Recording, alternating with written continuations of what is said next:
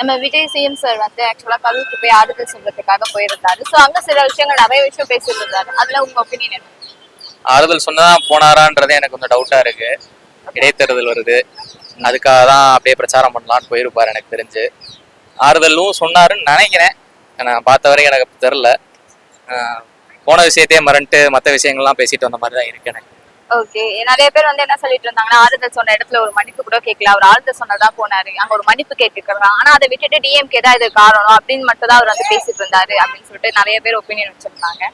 So உங்களோட opinion அதை பத்தி? அவரை பொறுத்த வரைக்கும் அந்த தப்புக்கும் அவருக்கும் அந்த பிரச்சனைக்கு அவருக்கு எதுவும் சம்மந்தமே இல்லைன்ற மாதிரி தான் எனக்கு ஒரே யோசிச்சுட்டு இருக்காரு. அவர் லேட்டா வந்ததுக்கோ இல்ல அங்க இருந்து கூட்டத்தை கூப்பிட்டு வந்ததையோ அவர் அக்னாலேஜே பண்ணல. இப்போ வரைக்கும் அவரை பொறுத்த வரைக்கும் டிஎம்கே பண்ணிருச்சு, தமிழ்நாடு போலீஸ் டிபார்ட்மெண்ட்டே அவரை வந்து கூப்பிட்டு வந்து சரி பண்ணிருச்சு. இப்படிதான் யோசிச்சுட்டு இருக்காரு அவரு. ஆனா அது உண்மை கிடையாது. அது எல்லாருக்குமே கூட்டிட்டு வந்தாருன்னா பட் விஜயனாவே கூட்ட வரதானே செய்யும். அவர் எப்படி கூட்டத்தை கூட்டு வருவா நீங்க நினைக்கிறீங்க? அதாவது இப்ப எப்படி சொல்றது, இப்போ இந்த இடத்துல மீட்டிங் நடக்குதுன்னா மீட்டிங் முடிச்சுட்டு அவங்க அப்படியே கலைஞ்சு போயிருக்கலாம். அப்படியே மெதுவா வண்டியை ஓட்ட ஓட்ட அவங்க வந்து கூடவே ஃபாலோ பண்ணிட்டு வராங்க. வேணுனே உள்ள போய் உட்காந்துக்கிறாரு. அவரை பார்க்க முடியலன்ற ஆதங்கத்துல ஒரு சில பேர் கூடவே ஃபாலோ பண்ணிட்டு வராங்க. கரூர் அவர் என்ட்ரானப்ப கூட வந்துட்டு அவர் உள்ள விசிபிளா இல்லையே, அதனாலதான் அந்த தள்ளுமுள்ளே ஏற்பட ஆரம்பிக்குது. அங்க இருந்து அந்த கரூர் போலீஸே அதை தான் சொல்றாங்க. ஆனா அவர் அங்க இருக்க எல்லாரையும் இடம் மாத்தி விட்டாரு. இப்ப அதனால ஜாலியா இருப்பதுனால கிளைம் பண்ணலாம். கரூர்ல அவர் பேசினது, அவர் பண்ணது, அதை பத்தி நம்ம கிரிட்டிசைஸ் பண்றது நோவேர். அது வந்து இது கிடையாது. He is a CM. He has all the authority to do. And ஒரு ப்ராப்ளம்ல ஒரு கேயாஸ் நடக்குதுன்னா அவர் மட்டும்தான் ரெஸ்பான்சிபிள்னு கிடையாது. சிஸ்டம் எல்லாருமே தான் ரெஸ்பான்சிபிள். நிறைய அதுக்கு அது வந்து ஒரு இன்டர்லிங்க், ஒரு செயின் மாதிரி. நாட் தட் ஒரு சிங்கிள் பர்சனை நம்ம வந்து கிரிட்டிசைஸ் பண்ண முடியாது. பட் நீங்க அந்த ஸ்டாண்ட் பாயிண்ட்ல கேட்டீங்கன்னா அவர் பேசினதுன்றது அவரோட பெர்ஸ்பெக்டிவ். அதை வந்து நம்ம என்னைக்குமே ஒரு கமெண்ட் பண்ண முடியாது. Is a CM and is the ruling Tamil Nadu. So அவர் என்ன பண்ணியிருக்காரு, அவர் என்ன மக்களுக்கு பண்ணியிருக்காரு, என்ன பண்றாரு அதுன்றது வேணா நீங்க வேணா அது கரெக்டா தப்பான்றத நம்ம going forward down the line 1 year he also needs a time and the system should give the time to him. அந்த சிஸ்டம் வந்து அந்த டைம் கொடுக்குதா, அந்த சிஸ்டம் எப்படி அந்த ரெஸ்பாண்ட் பண்ணுது அந்த 1 yearல, அது நம்ம பார்த்து தான் அனலைஸ் பண்ண முடியும். நாட் தட் இன்னைக்கு வந்து 60 days ஆகுது, 60 daysல நம்ம வந்து is not done anything, he will not do anything அப்படின்னு நம்ம வந்து ப்ரெடிக்ட் பண்ண முடியாது. ஓகே, நீங்க ஆறுதல் சொல்ல போனான்னு சொல்றீங்க. ஆனா எனக்கு என்னமோ அவர் எந்த இடத்துலயுமே அவர் ஆறுதல் சொன்ன போனதுக்கான ஒரு பர்பஸாகவும் தெரியல. ஆனா அவர் ஆறுதல் சொன்ன மாதிரியும் எனக்கு தெரியல. மேபி அவர் நிறைய விஷயத்த பாயிண்ட் பண்ணியிருந்தாரு. லைக் அது பரவாயில்ல, அவர் பெர்ஸ்பெக்டிவ்ல அது அக்செப்டபிளா இருந்தா கூட அவர் அதையும் தாண்டி நிறைய விஷயம் பேசி இருந்திருக்கணும். அது பேசல எப்பயும் போல பேசியிருந்தாரு. ஆக்சுவலா இதெல்லாம் பேசிருக்க கூடாது. நிறைய பேர் டிஎம்கே சப்போர்ட்டர்ஸ் எல்லாம் வந்துட்டு கொந்தளிச்சுட்டு இருந்தாங்க. நீங்க பேசவே இல்லைன்றீங்க. ஆமா, என்னன்னா அவரோட ஸ்பீச்சோட டெம்ப்ளேட்ல யோசிச்சு பாருங்களேன். கடைசி அவர் ஃபர்ஸ்ட் விக்ரவாண்டியில ஆரம்பிச்சு இப்போ வரைக்கும் அந்த டெம்ப்ளேட்டை ஒரு இடத்துல கூட பிரேக் பண்ணவே இல்லை. சட்டசபையில பேசின அந்த ஒரு ஸ்பீச் முதற்கொண்டு எல்லா ஸ்பீச்லையும் ஒரே ஒரு டெம்ப்ளேட் தான்.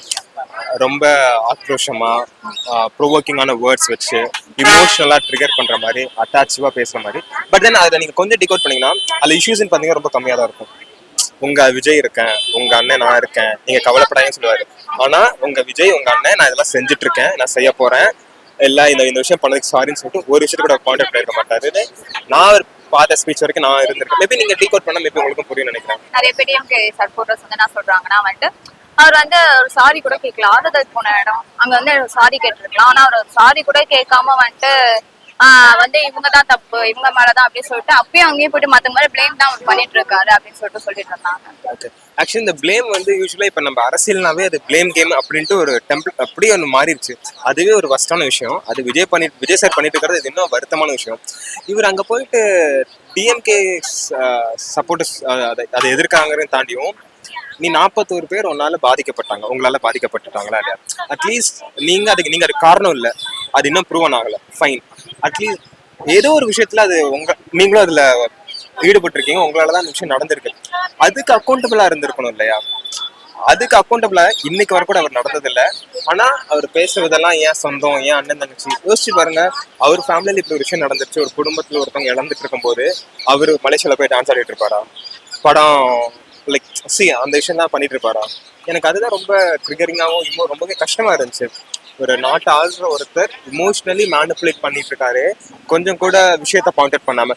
அந்த கரூர் விஷயத்துல வந்து அது ஒரு கலெக்டிவ் ஆஃப் எல்லாத்தோட தப்பு இருக்கு. டிஎம்கே, டிவிகே, பீப்புள் சொல்லிட்டு போலீஸ்ன்னு சொல்லிட்டு எல்லாத்தோட தப்பு இருக்கு. நம்ம ஸ்பெசிஃபிக்கா டிவிகே மேலதான் தப்பு, விஜய் சார் மேலதான் தப்புன்னு சொல்லிட்டு நம்ம பேச வேண்டாம். பட் தென் அதுல கூட அவரு ஃபுல் இப்போ வரைக்கும் அப்போ ஏன் இந்த விஷயம் நடந்துச்சுன்னு கொஞ்சம் கூட பாயிண்ட் அவுட் பண்ணாம டிஎம்கே தான் பண்ணுச்சு, உங்களால தான், ஸ்டாலின் சார் உங்களால தான் சொல்லிட்டு அவர் ஃபுல் பிளேம் கிடையாது. ஒரு நாள் ஒரு பொழுது கூட அந்த மக்கள் என்னை பார்க்க வந்திருக்காங்க, நீங்க கொஞ்சம் இனிமேல் சேஃப்டி மெஷர்ஸ் வச்சுக்கோங்க, ஒரு நாள் ஒரு பொழுது சொல்லவே இல்லையே. நிறைய விஷயம் பேசியிருந்தாரு.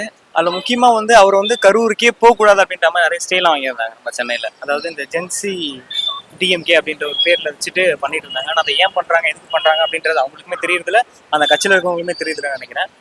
ஆனா பட் அதையும் தாண்டி, ஏன்னா இப்போ அவர் தானே சிஎம். ஆக்சுவலி யார் இப்போ ஏத்துக்கிட்டாலும் அவர் தான் சிஎம். அவர் நினைச்சா கண்டிப்பா போக முடியும். அதையும் தாண்டி அங்க இருக்கிற மக்களுமே அவர் வரவேற்க தான் பாக்குறாங்க. அவர் வர வேணா நினைச்சிருந்தா அங்க இருக்கிற மக்களே வந்து வேணாம் அவரே இங்க வராரு அப்படின்ற மாதிரி சொல்லி வந்திருக்கலாம். அதாவது 40 ஒரு பீப்புள்ஸ் வந்து இந்த மாதிரி ஆனதுக்கு அப்புறமும் எந்த ஊர்ல எந்த மக்கள் வந்து பூ போட்டுலாம் வர வைப்பாங்க ஒருத்தரை. ஸோ அந்த இன்சிடென்ட்லாம் பார்த்தீங்கன்னா நேற்று நம்ம கரூர்ல நடந்துச்சு. ஸோ அதுக்கப்புறம் அவர் வந்திருந்தாரு. அது மாதிரி பிளாக் ஷர்ட் வந்து போட்டுருந்தாரு. ஸோ அது யாருமே எதிர்பார்க்காத ஒரு விஷயம். அதாவது பிளாக் ஷர்ட் போட்டு வருவாரா அப்படின்னு சொல்லிட்டு யாருமே எதிர்பார்த்திருக்க மாட்டாங்க. ஸோ பிளாக் ஷர்ட் போட்டு வந்திருக்காரு. அதெல்லாம் அப்ரிஷியேட் பண்ற விதம். அவர் சிஎம் அப்படின்றத தாண்டி மக்களோட எவ்வளவு கனெக்டா இருக்காரு அப்படின்ற மாதிரி நிறைய விஷயம் நேற்று வந்து அவர் பேசியிருந்தாரு. இப்போ வந்து போலீஸ் வந்து எங்களை வந்து நிறைய நான் வந்து வரேன்னு தெரிஞ்சு அவ்வளவு கூட்டம் வந்திருக்குன்னா போலீஸ் பாதுகாப்பு நிறைய கொடுத்துருக்கலாம், நீங்க ஏன் எங்களுக்கு போலீஸ் பாதுகாப்பு கேட்டிருந்தாரு. ஒரு பொலிட்டிக்கல் பார்ட்டி ஒரு கூட்டமோ ஒரு ரேலியோ நடத்துறாங்கன்னா எஸ்டிமேட்டட் க்ரௌட் கவுண்ட் வந்து இவங்க தான் கொடுக்கணும். என் கூட்டத்துக்கு இவ்வளவு பேர் வருவாங்க அப்படின்ற க்ரௌட் கவுண்ட் இவங்க தான் கொடுத்து அதுக்கேற்ற மாதிரி இடத்த அலாட் பண்ணுவாங்க. பட் அவங்க கொடுத்தோம், அதுக்கு மேல வந்துட்டாங்கன்னா அதுக்கு நீங்க போலீஸ் பாதுகாப்பு கொடுத்துருக்கலாமே. இப்போ போலீஸ் பாதுகாப்பு கொடுக்கறதுன்றதே ஒரு பெரிய ப்ரொசீஜர். ஆக்சுவலா ஒரே நாள்ல டக்குன்னு பண்ற ப்ரொசீஜர் கிடையாது. இவங்க ப்ரையரா பர்மிஷன் வாங்கியிருக்கணும். அதுலயும் அவங்க இவ்வளவு பேர் வருவாங்கன்னு சொன்னா அதுக்கேற்ற மாதிரி தான் போலீஸ் அலாட்மெண்ட் அந்த இடத்துல இருக்கும். ஆனா அன்னைக்கு நடந்தது வேற. வந்தது லேட்டு, ஆல்ரெடி க்ரௌட் அங்க கேதர் ஆயிட்டு இருக்கு. வரும்போது இன்னொரு ஊர்ல இருந்தும் சேர்ந்து க்ரௌடு வராங்க. யூஸ்வலாவே விஜய் வராருன்னா அந்த ஒரு வர இடத்த சுத்தி ஒரு 4 டிஸ்ட்ரிக்ட்ல இருந்து பசங்க போய் பார்க்க தான் செய்வாங்க. அதெல்லாம் நான் இல்லைன்னு சொல்லல. ஆனா அதையும் சேர்த்து தானே இவங்க கணக்கு கொடுக்கணும்.